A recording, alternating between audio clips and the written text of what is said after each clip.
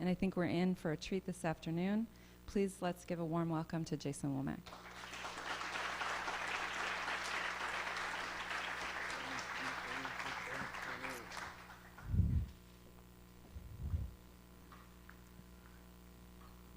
Good afternoon, everybody.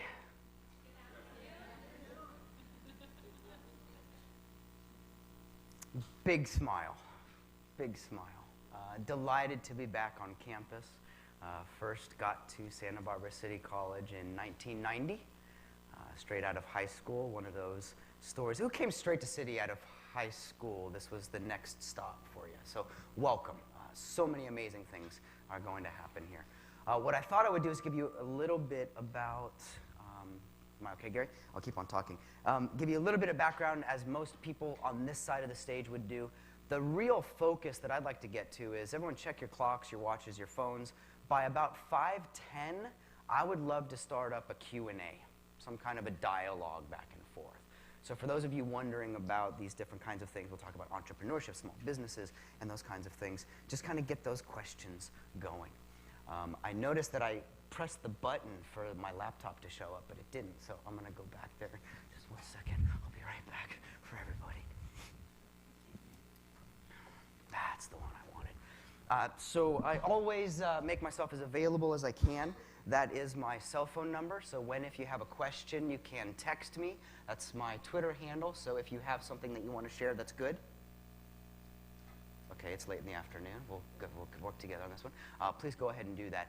I actually this is my first slide wherever I'm speaking in the world. So in the past year, I got to visit several different countries, 142 airplane flights, 260 nights in hotels to get my body around the world to do what it does. What do I get to do? I get to speak with small businesses, entrepreneurs, people just starting up, managers who've just been promoted, all the way up to Fortune 100 CEOs. The last company I had to work with, the last biggest company I had to work with was an aerospace company out in Washington, D.C., and the executive that I was advising for 2 hours, which was a long time for him, his former job was he advised Clinton every morning on the state of the Middle East. So he had an insight into the world that I just could not grasp. I guess one of the first things that I want to share with you about entrepreneurship, who's at least interested in entrepreneurship? I'm just trying to get everybody to raise their hand. This is working. Probably the first thing that I want to share with you about entrepreneurship is it's actually easy. Identify a problem, figure out a solution that people will pay you for, and make that solution as available as possible to the world. Not simple, but easy. And if you take a look at what you're carrying with you right now, what you're wearing, what you're holding, what you have in your pocket, your purses, your wallets, your backpacks, at some point, that was a problem that someone had to solve. Each month, I pick a biography to study. So this last month was Thomas Edison. When he was a kid, they called him Al. And one of the stories about Al is he was in the farm barn one morning, and his parents were looking all over the place.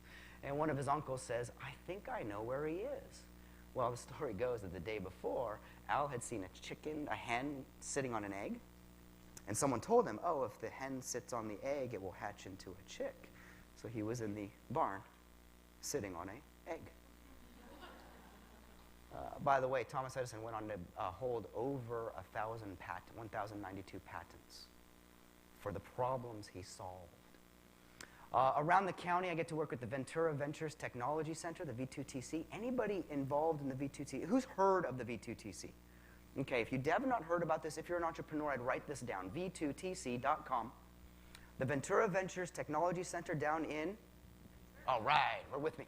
What they did is they actually found a place, City Hall, right off of Main Street, and they've got over 40 offices. Right now, we have about 22 offices that are vacant, looking for someone who needs office space. We have, in residence, we have 3 entrepreneurs in residence. We have a finance guy, we have a technology guy, and we have a psychology guy. That's me. So what we can do is support organizations who are just starting up. We've got a couple companies that have just launched in the past year, 1, 2, 3 people, and then just at the end of last year, we did get one company funded at 2.4 mil. Right? I'll take that clap. I love working with all sizes and groups and industries, but I got to tell you, working with a company that was just funded, it's a little bit different. Around the world, I get to talk about this thing called Your Best Just Got Better, and I'm going to delve into a little bit about what that means to me. But what I'd first like to do is talk about what we saw as the myth of time management, the myth. And where I get to spend most of my time, where I get to spend most of my focus is on the psychology of productivity. By the way, who's taking a psych class? Okay, who looked in the mirror this morning? That was a psych class. Whoa, who are you? Right? Just trying to figure this out. My second master's degree came in psychology because after I'd gotten my first master's in education, I knew how to teach. I taught for 4 years up in Ojai, California at high school. I did a little bit of work at Ventura College. I had to go back to school. I knew how to teach, but I wanted to know why people wouldn't learn. Quick show of hands. How many of you know someone who knows better? Those of you who laughed, you know what that meant. Right? They know what they should be doing, but they're not doing what they know they need. There seems to be a delta. A great book out there written called The Knowing-Doing Gap. I know what to do. I'm not doing what I know I need. So for a couple years, I went and I studied psychology, specifically studying the voice inside our minds that changes our minds. The voice inside our minds that changes our minds. On the way to school, on the way to work, on the way to the office, have you ever made a mental to-do list? Today I'm gonna, today I'm gonna, today I'm gonna. Then you get to school, you get to the office, you get to the whatever, and you get beat up by the world, and then you're leaving, you're going back home, and you think, I forgot to, I forgot to, I forgot to, I forgot to. It seems like there's this delta between all those ideas that I had and all those ideas that did not get done. Who's ever emailed themselves out in the world, back into the office? Now, some of us in the room, we're old enough to remember. How many remember calling your own voicemail? Oh, yeah. Right, they're all going, you did what? Let me just tell you, there was a time before email, imagine that, where we were at home and we had an idea about work the next day. So what did we do? We picked up the phone, we called our own voicemail, dumped a message in there, had dinner, went to sleep, got in the car, drove to work the next morning, got into the office, see the blinking light, and you think, oh, somebody called. The psychology of productivity is the study of the self in an engaged environment. The next thing that I study, my next profession, is then sociology. I have an idea, you have an idea, we need to meet with ideas. Who's ever had the feeling they miscommunicated with somebody? Who's ever been in a miscommunication, realizing you're miscommunicating, but you still can't get out? Any guys in the room ever been in a miscommunication, knew you were wrong, and couldn't get out? It's like, dang, I know I'm wrong, but I can't admit I'm wrong. I've found that people approach the world in one of two ways. I have a whole group of people that approach the world from a noun orientation. Who opens up their email, closes the email, marks the email unread, I'll come back to you later. Okay? That's the indicator that I need to do something about that. Who makes a to-do list? Who's ever rewritten that to-do list? My rewriters of to-do lists tend to be noun-oriented productivity focusers. You write down a person's name, you write down an event, you write down a situation, you write down some circumstance. Right? How many of you open up an email, you know you have to take an action on that email. That email is out of the inbox, and there's a to-do written down somewhere, there's a note on your calendar, there's something added to the to-do list. Got to be a couple of you. My verb-oriented. And by the way, when I get to work with someone, one of the first things I do is I say, glance through your old notebook. How many of you attend meetings or classes and you write notes down while you're, right? Does anybody write in the margin of those notes? Anybody write in the margin? What goes in the margin? Somebody help me out. What goes in the margin? To-dos. And those of you who make to-dos in the margin, how do you mark the to-dos? Arrow, star, and a little box. Usually initials. I know people who travel with a highlighter and they'll highlight the to-do. Now, by the way, I hope what you're getting away from this one right here is my psychological, my psychographic approach to productivity may be different than my colleague. My colleague may be a verb-oriented action list maker. I may be a noun-oriented visionary. By the way, let me see if I can give this to you an example. Let's say I'm in the office, I'm on working at my desk, the phone rings, ring, ring, I answer hello, and someone says, hi, is this Jason? Yes, it is. Jason, will you tell us about your coaching program? Okay, you got that? 2 hours later, phone rings, ring, ring. Hello. Is this Jason? Yes, it is. Jason, what do you do during your coaching program? Raise your hand if you just had an aha. I got 2. I'll get you. I'll get you. I'll get you. I got about 40 more minutes. But y'all understand that if someone says, Jason, tell me about your coaching program, the last thing they want to hear is, well, I fly in the night before. We usually meet for dinner. By 8 a.m. we're going to. By noon we will have. By the first day, they don't want to know the details. A noun-oriented approach wants to know the vision. They want to know the design. They want to know the, if you're from Canada, process. Versus that client, that colleague, that vendor, Jason, what do you do during the coaching program? I have to be careful of painting too broad a picture. They want to know the actions, the tasks, what they're going to delegate and how to follow up. Just that one right there may have been worth coming to this class. Why? Because you might have a professor who's your opposite. Oh, by the way, here's how it sounds. I thought you meant versus I thought we should have. I love the verbal. Woohoo! Now, by the way, I've been alluding to this the whole conversation so far, but then there's this third category.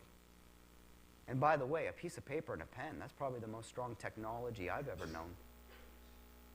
Have an idea, I can write it down, come back to you later. All right? The first social media platform that I was ever on, email. Email. Status update. 5 of my friends. I'm going out this weekend. Who wants to come? And each next social media, who's on Pinterest? Okay, is this surprising you like it's surprising me? Where'd it come from? I did not see that coming. The technology that's connecting the sociology, by the way, how the invisible affects the visible, will make me think different.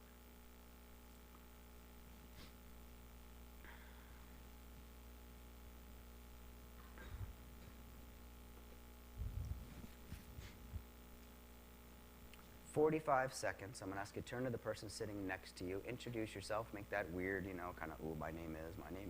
But I'm going to give you 45 seconds. I need you to come up with what you think a myth of productivity is. 45 seconds. Are you ready? Set, go.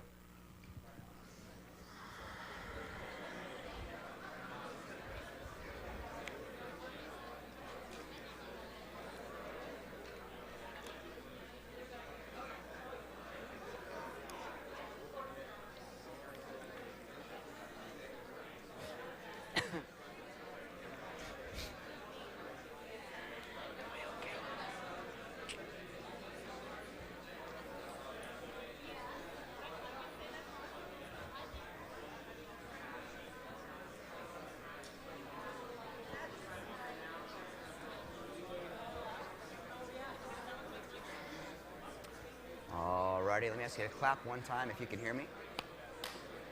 Clap one time if you can hear me. Clap twice if you can hear me. Clap 3 times if you can hear me. So the myth of productivity. All right. What is that? And I'm hoping that you came up. Oh, by the way, how many of you met someone, introduced yourself? How many of you talked to someone that you'd never talked to in your life before? Okay, do more of that. Do more of that. Your work, your world, your life, everything about you will change in the next 60 months based on who you'll take a risk and introduce yourself to. The restaurants you eat in, the movies you see, the books you read, the conferences you go to will be the direct result of you extending your arm and saying, "Hi, my name's Jason." Now, for those of you who think this is a little stalkerish, I've been accused of that before. Jason, are you one of those guys who stands in line at Starbucks waiting for someone to make eye contact? Let me see if I can, I always leave breadcrumbs along the way that I usually try and pick up on the end. So, told you pretty early on, entrepreneurship is pretty easy. All you have to do is find a problem.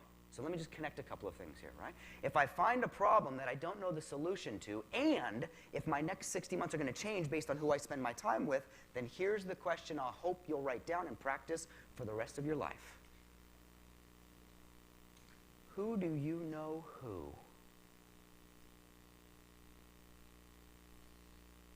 Who do you know who? has fill in the blank? Who do you know who does fill in the blank? Who do you know who is fill in that blank? And you can use it over and over and over again. I'm using my social network. By the way, chapter 5 of my book, and I hope my book comes out actually next Tuesday. Advanced copies are available tonight, and I hope you all get copies in triplicate for you and your friends. At any rate, chapter 5 is called Improvement and Your Social Network. Not your social media network, your social network. Your social network started much, much, much before you ever entered Facebook. Your social network, my social network, I can trace back to 2nd grade. Mrs. Thorpe. I had just lost Connect 4. And I was crying. And she came over and said, Jason, it'll be okay. By the way, who's had a teacher, a coach, some person of influence affect you positively in your life? How many of you, their name just came to your mind? Are they alive? Write them a letter. Are they alive? Write them a letter.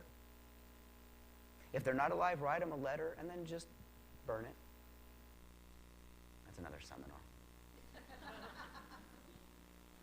Taught high school for 5 years, 1 year in Santa Barbara and 4 years up in Ojai. And the letters that come back from the students, oh, shoot, I forgot to say something. How many of you have had someone of influence in kind of impact your life? A coach, a teacher, raise your hands again. A friend, a neighbor. You're that person for someone else. I don't care how young you are. If I can stand here and say, I've had someone influence me in a positive way, I need to be able to hold the mirror and smile in that thing. And go, wow, Jason, maybe you were that person to somebody. I write one handwritten thank you card a day. Every day of my life, one handwritten thank you card. To who? Doesn't matter. Somebody. 7 a week. I get through about 40 a month, my wife has tracked. Jason, you need more stamps? I need more stamps. By the way, who's ever received a thank you card in the mail? Who's ever received a thank you card in the mail? It's something. Did you hold on to it, by the way? Save it for a rainy day. Some people save money for a rainy day. I have a bunch of thank you cards. Because the investment that I can get in that. Now, my thinking was, if that's how I felt receiving a card, what would happen? How would I feel if I wrote one? Oh, I should probably come back to this one. The myth of productivity is that you'll ever get it all done. Actually, if I had time, which I do, I would actually say there's a deeper myth, and that's the myth that you want to get it all done. By default, and I hope you acknowledge this about yourselves, by default, the reason you're here is you want more to do. You're here. Y'all understand the people who didn't come tonight, they don't want any more to do. Friday afternoon, they're out. Right, some of you are out mentally, but you're here physically. Right? You're here with me right now. And what I know about the people that I get to spend my life with, the people who inspire me the most, they are the ones willing to find an open block of time and see how to fill it. But here's the catch. We can fill it with busy or busyness. That's the other way of saying business. Who's ever had a day where they were really, really, really busy? Ever had a day where you were really busy, you get to the day, oh my gosh, I didn't have enough time today. I was really busy. Who's ever had one of these days? And then you think, what did I do? The time went by. And so one of the things that I work on my clients with, and you remember we got the psychology, sociology, technology of a productive day, is I'm always working with my clients to create some kind of a dashboard, some kind of a place they can come back to that reminds them of what are the most important things, the MITs I call those. By the way, who's ever had a class or a meeting get canceled? Who's ever had a class or a meeting, last minute had a class or you get to the, oh man, it's been canceled, right? There are 3 things that happen when a meeting or a class get canceled. In this order, 3 things that happen. If I watched you, these 3 things happen. First one, you'd go, meeting's canceled.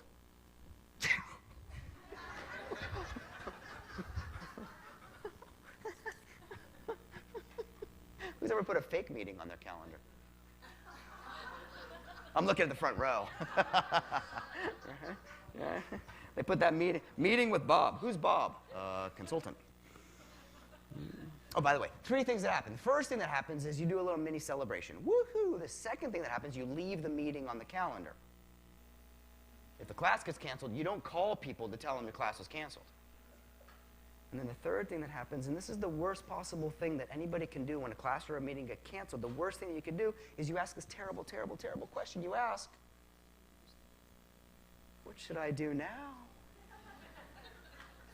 I have an hour. I wonder what I should, and people will spend 58 minutes looking for something to do with that hour. And so whether you set your dashboard up, who are my Post-it users? Got to be a couple of folks in there. Anybody using Post-its, writing things down on Post-its? Anybody have pieces of paper as reminders of things to do? There's a stack, there's a file, there's a pile. That's your dashboard. And so please don't get caught up in the technology behind me. The dashboard is literally where I look. When I'm driving my car, and when you're driving your car, most people that I know are really only interested in 4 things while they're driving. How fast are they going? How much gas do they have? What station is it on? And how loud is it? Everything else is kind of detailish. The RPM thing, I don't know. I don't know what that does. It goes up and then it comes back down. It stays in the middle. All right. But if a song comes up, the volume goes on. Anybody ever listen to their stereo on scan? Just driving down scan, just see what's out there.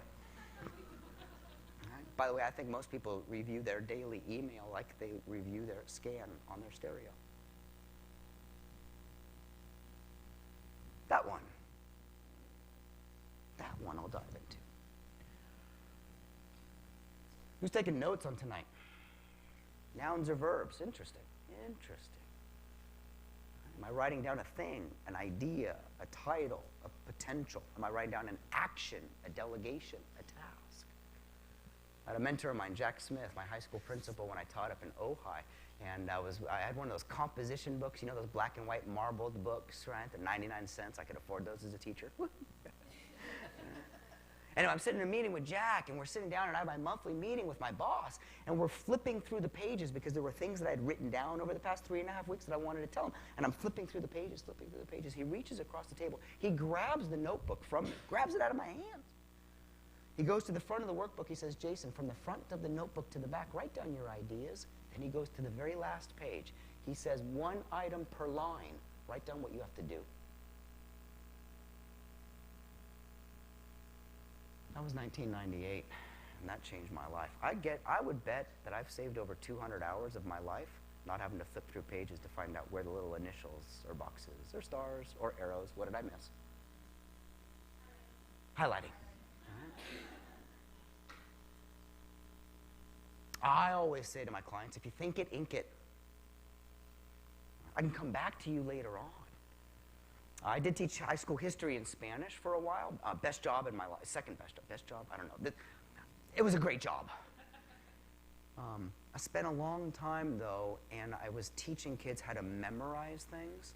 Nowadays, I'm asking my clients to forget more. And it sounds paradoxical, but I want you to have more ideas than you know what to do with while you're sitting here. Forget about this lecture until Monday morning. Pull open that piece of paper on Monday and go, okay, that reminds me. I want to follow up with that. I didn't really like that. I don't want to do anything about that. Ooh, let me text Jason about that question. I'm going to give it to you again. I'll give you my email. I'll give you, just everything about my social security number. But you'll get it all. You'll get it all, okay? How many of you have access right now to a piece of paper? How many of you have access right now? If you don't have one, you need to borrow one from your friend. You got 3 minutes. This is a long one. Between you and your partner, I want you to come up with, between the two of you, 5 words that describe you as an entrepreneur. If they're the same, fine. If they're 5 words apiece, 3 minutes, I'll be back. Write them down, write them down, write them down. 5 words that describe you as an entrepreneur.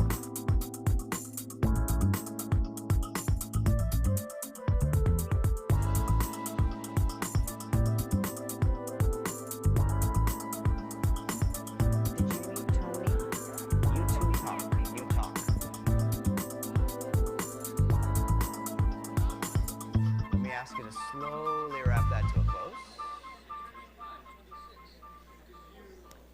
If you enjoyed that process, you could thank your partner or quickly turn away. Either way, let them know you're done. So, quick show of hands. How many of you, and this is going to be kind of the first real deep question, so I hope we're getting along here. But how many of you believe that the 5 words you chose may have at least a little bit been influenced by the first 30 or so minutes of my remarks? Anybody have any? Cool. Cool. That sometimes happens, right? By the way, I've done this on both sides. I've done this at the start of presentations, write down 5 words that describe you as an entrepreneur, and I've done it midway through. So I don't know which is the right way. Tonight we did it midway through. I haven't done enough strategy about it, behind it.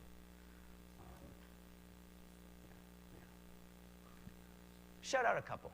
What was one word you came up with to describe you as an entrepreneur? Uh-huh. You can take that one? That's not cheating, it's collaborating. Give me one. Perfect. Persistence over here. A couple more. Connector. 3C. And that's of course. communication, coordination, and cooperation. So I got 3C. Yeah. Now, by the way, from the back... That's right. From the back of the room, when I hear someone give me 3C, and then every single one of those words ends in shun, I'm building a psychographic of how to communicate with that person. Action-oriented. Now, it's not that we're one or the other. It's like a car battery. You need plus and minus on both sides. If you take one of those off, the battery won't work. But we lean one side toward another.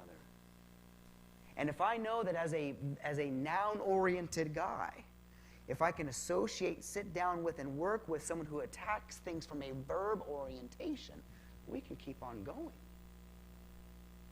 Right? We go out to dinner and we get to share, we get to break bread together and have a conversation. I will have developed a new website company. I own over 140 domains.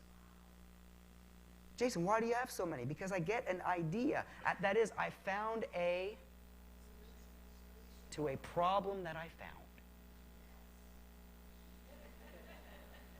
Grew up in a restaurant. Spent the first from 7 to 14 in a restaurant. Right? When I look around and I see someone in a restaurant, I go, wow, there are things they could do to increase their net gain in tips. I'm not selling anything tonight, so I'm not going to give you the domain. But I built a website that teaches people how to earn more as a server in a restaurant. I put this up there. They can download all of that. That's theirs. Entrepreneurship's really quite easy. You find a problem, you serve up a solution that people will pay you for. The goal, right? Productivity. So a lot of what I get to do around the world is sit down with people. My main job is executive coaching, where I sit down and for 2 days, I observe my client. They go to a meeting, I go to the meeting. They answer the phone, I listen to the phone call. They get interrupted, I watch the interruption. They go to lunch, I go to lunch. They want to bring me home, there's an extra charge.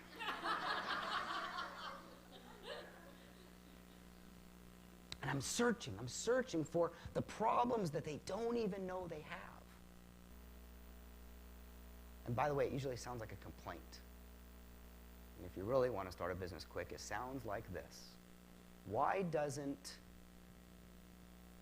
or I wish that, and whenever someone says, why doesn't it just, I wish that, I stand up and go, is there something there to serve up to people? Is there something that I could provide that we could engage in a conversation? Let me go through these really quick. I know I want to get some. Do you have some questions already? Just give me a nod or a nod. We can talk some more and then I'll build some questions. So we got one coming.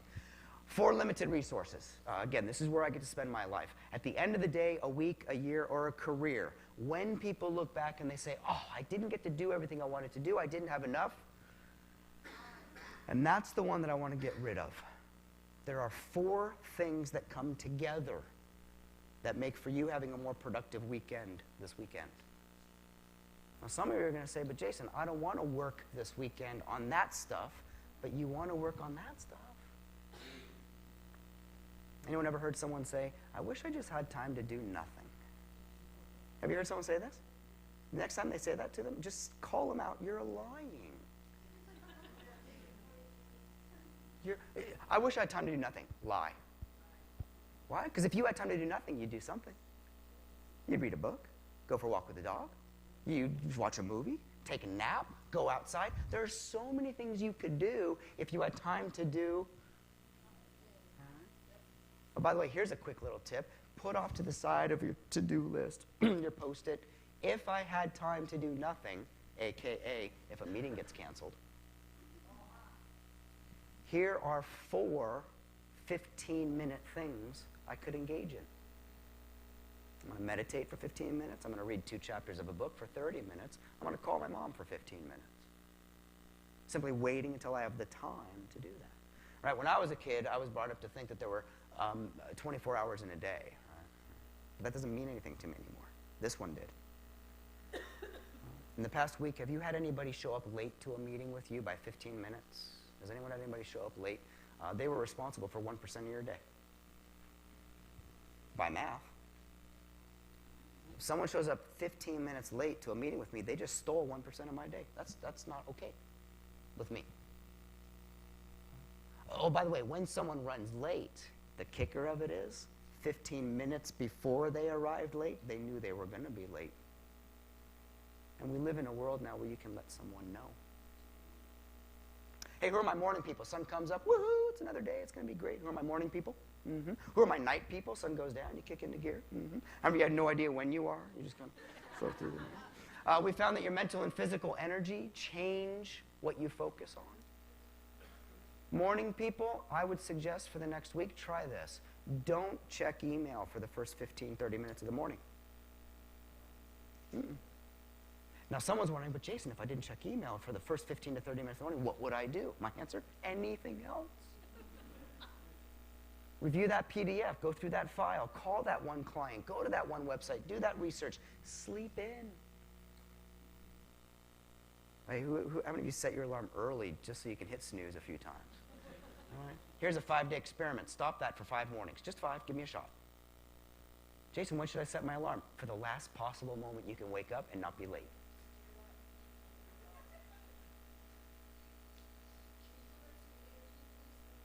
I'm going to put this entire slideshow online. Would that be better? Right. You're welcome.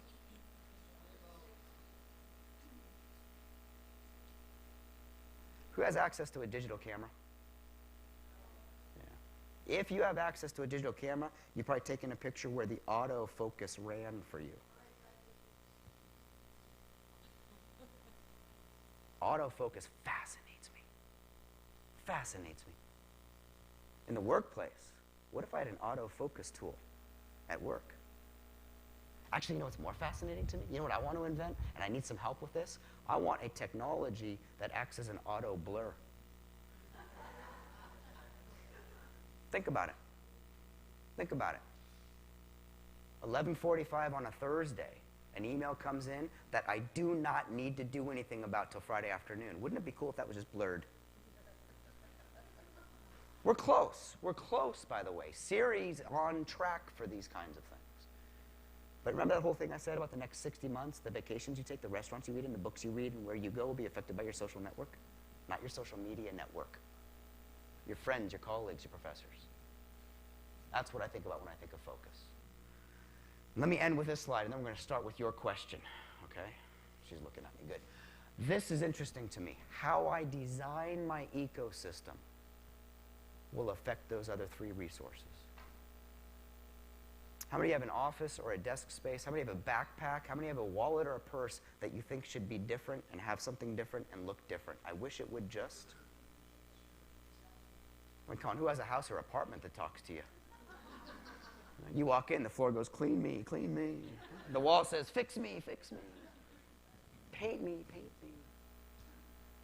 So if I could leave you with a couple of thoughts, we're going to break into some Q&A. If I could leave you with a couple of thoughts. Entrepreneurship is easy, not simple. I need to identify a problem that other people have already found that need for a solution and serve something up for them. I need to engage with people and meet them where they are. Oh, you're a visionary. Let me paint a picture of where we're going. Oh, you're an action-oriented person. Let me tell you what we could do. There's 4 limited resources that I have to manage in a day. And they don't go linearly, I don't think. But how I use my time and where I put my energy and what I decide to focus on or blur is extremely relative to the environment or ecosystem that I'll spend my time in. So we're holding applause. We're going to go straight into Q&A, and I've got until 5:30, correct? So you're going to run a mic for me? Yeah. Great. And then whoever's next, if you want to wrap around maybe or go to the end so we can get you a mic. So quick, is this on? Yes. Okay. Quick question is, you had on one of your slides, and you spoke about observing your CEOs for 2 days and seeing where their problems are, as well as seeing where they are most efficient and what's the biggest sucker of their time. If you could touch upon maybe some of the things that you see that are quick things, besides not looking at our email for the first 15 minutes, that you see people could be more efficient and use their time more wisely and have less distractions, that'd be great.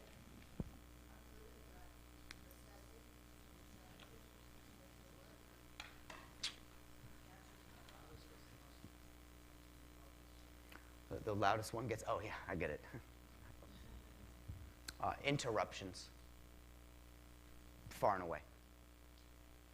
Far and away.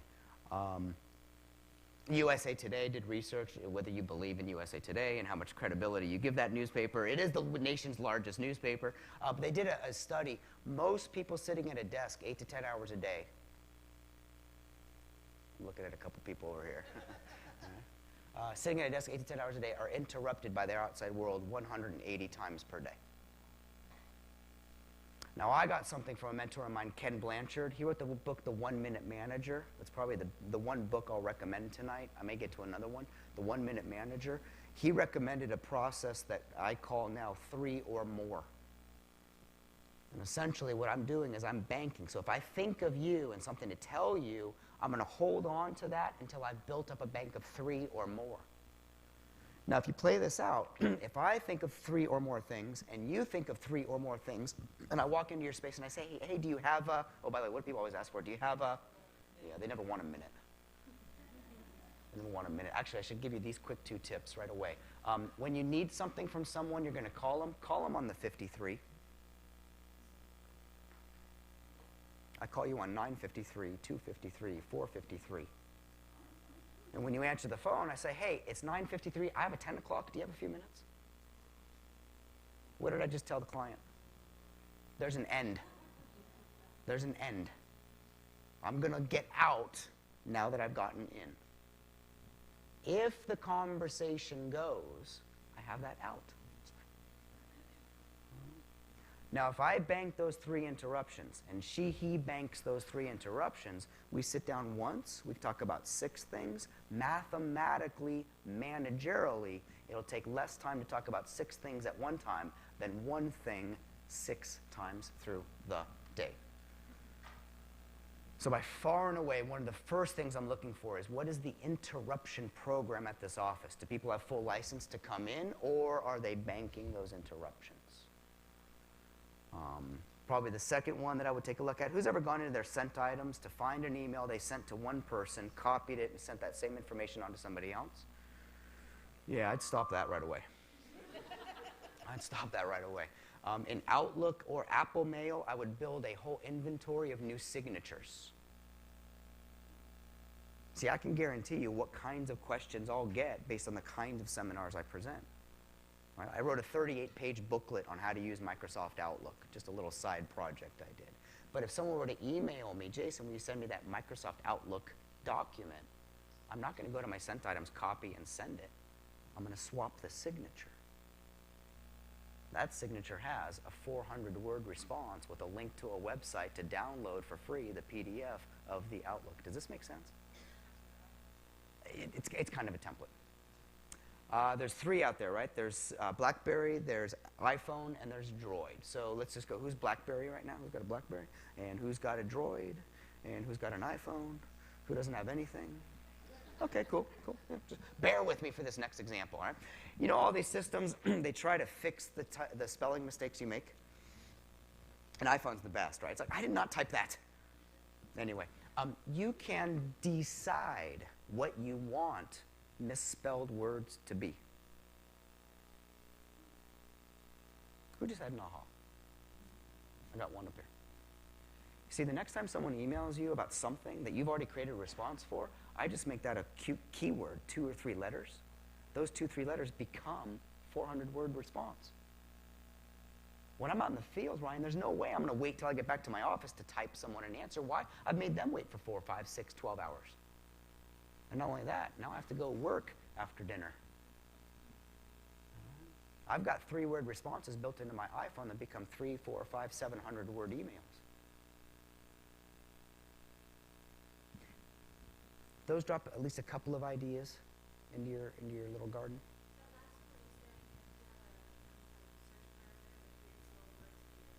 You pick up, and then it becomes, oh, sorry.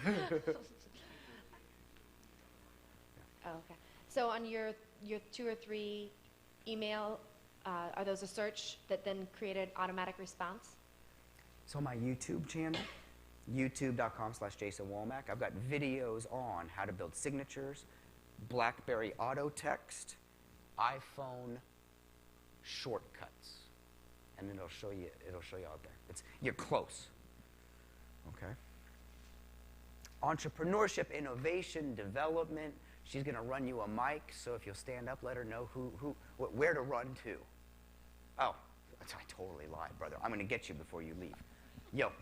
Hey, you said you had something like 100-something domains? Yes. Yeah, I was wondering how many of those are active, how many of those, what's your profit from all those, and what's your salary, or how much money did you make?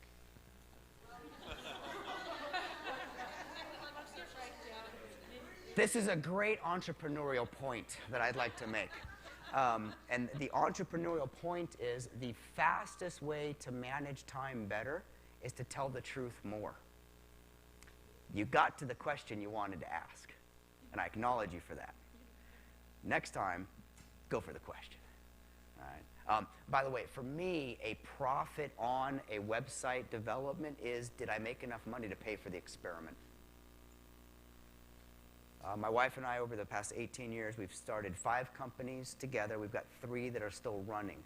2 of those companies we knew we started and we were going to get out of. The first one we started to make enough money to go to Italy, and the second one we started to make enough money to get her out of a job she didn't want to be in.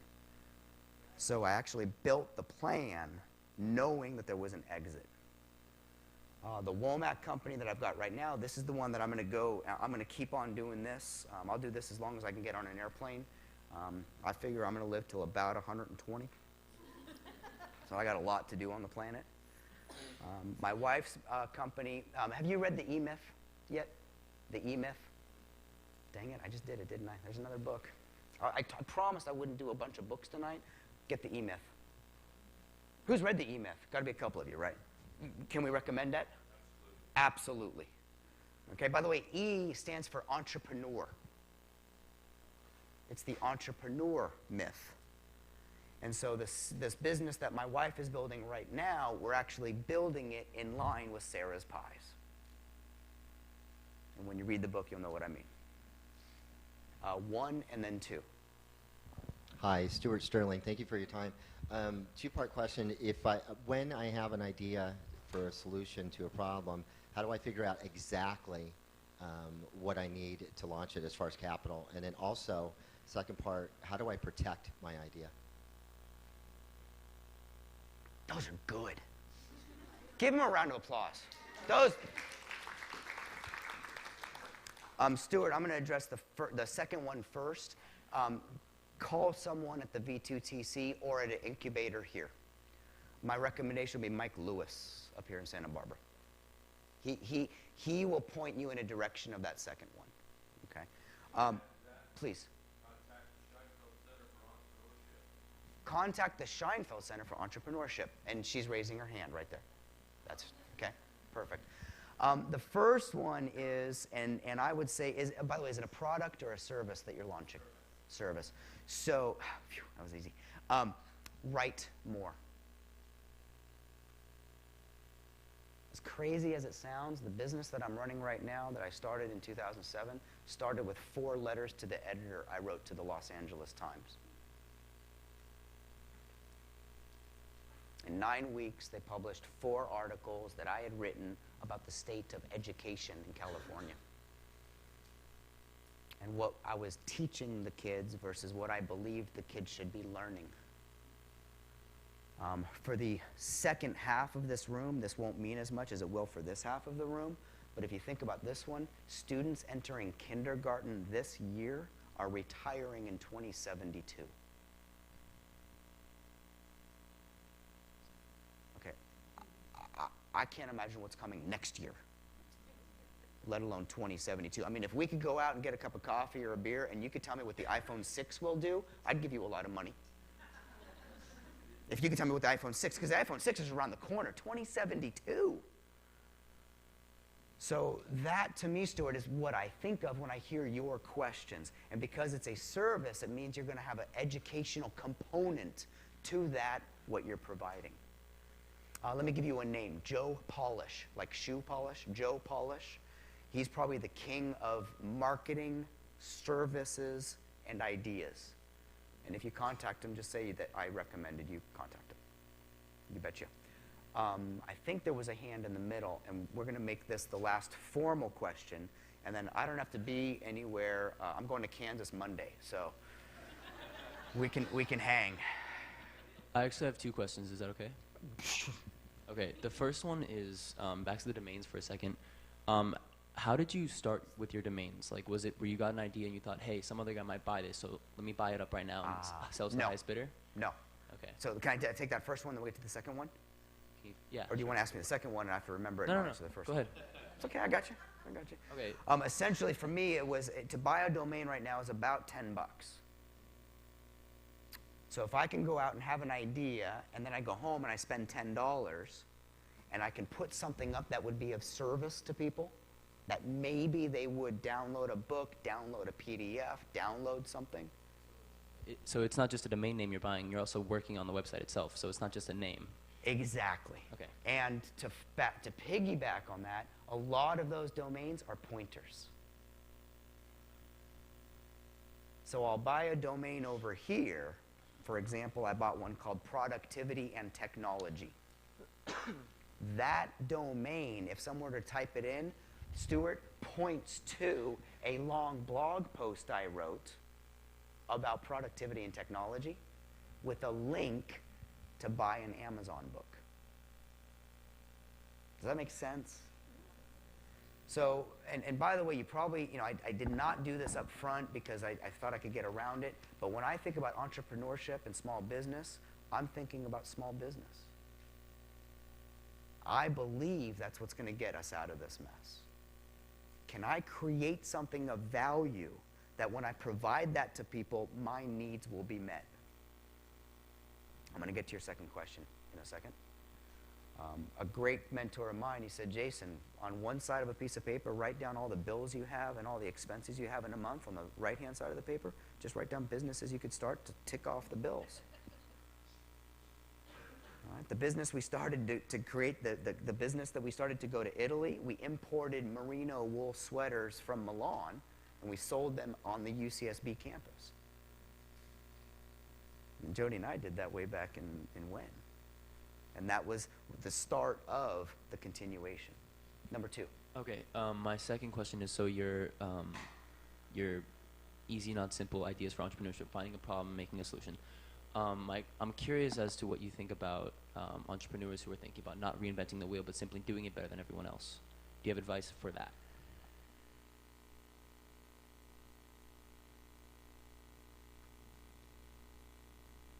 What I heard in my head was that Ecclesiastes quote, there's nothing new under the sun. That's what I heard in my head when you asked me that question. The title of my book is Your Best Just Got Better. So if in 18 months I can be better then than I was today, by my own definition, And like we did earlier, your definition of the word entrepreneur may have been different than your colleague's different definition of entrepreneur. Your definition of what's better may be different than someone else's definition of what's better. So I don't really have an off-the-cuff answer for that one. Email me. Okay. Melissa, I think for time's sake, I mean, I can keep on going, but they signed up to be here from 4:30 to 5:30. So do you want to come back down carefully and Right. yeah. Watch those chords. Hey, can we do a round of applause for Melissa for putting this together?